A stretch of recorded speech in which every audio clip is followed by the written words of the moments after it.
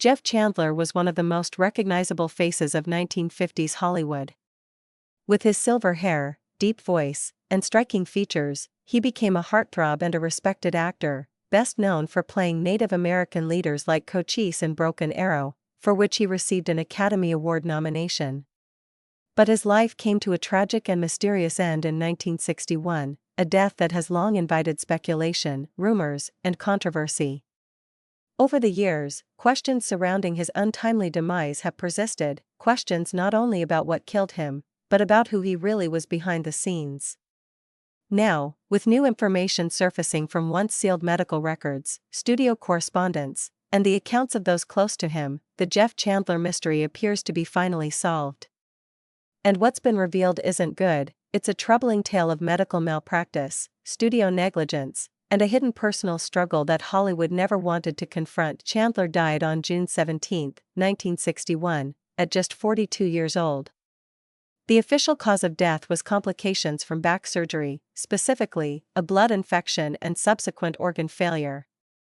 But many who knew Chandler closely have long said that the full story was never told. What brought him into surgery in the first place was an injury sustained during a game of baseball while filming in the Philippines.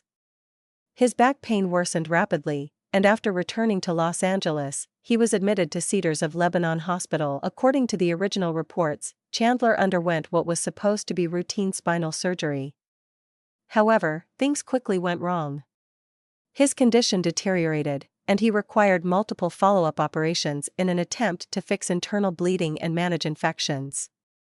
It was during one of these follow-up procedures that a critical artery was accidentally severed, leading to massive hemorrhaging. He never recovered. At the time, the hospital was cleared of wrongdoing. The studio system, still wielding enormous influence over public perception, made sure to smooth the narrative. Chandler's death was portrayed as a tragic accident. But behind closed doors, whispers of malpractice were already circulating. And now, over 60 years later, there's evidence to support those rumors. Recently unsealed documents from a malpractice suit filed by Chandler's ex-wife, Marjorie Heschel, revealed that the actor was not properly monitored during the initial surgery. A nurse's testimony, sealed by court order in 1962 and only now made public, alleges that the surgical team ignored signs of internal bleeding. The documents also show discrepancies in surgical logs, suggesting that Chandler may have been operated on by a less experienced surgeon than originally reported. Further complicating the matter is a letter written by Chandler's agent, Meyer Mishkin, to Universal Pictures just days before the operation. In it, Mishkin expresses concern over Chandler's physical condition and requests that the actor be given more time to rest before resuming any work obligations. The letter was never answered. Instead, Chandler was under intense pressure to keep up with filming schedules, appearances, and commitments, an all-too-common scenario in 1950s Hollywood, where studios viewed their stars as property more than people. The mystery of Jeff Chandler's death goes deeper than surgical negligence. For decades, there have been rumors about his private life, most persistently, claims about his sexuality. Esther Williams, a fellow star and former romantic partner, claimed in her autobiography that she found Chandler dressing in women's clothing. She wrote that their relationship ended because of this discovery, a revelation that, at the time, was met with intense public scrutiny and backlash.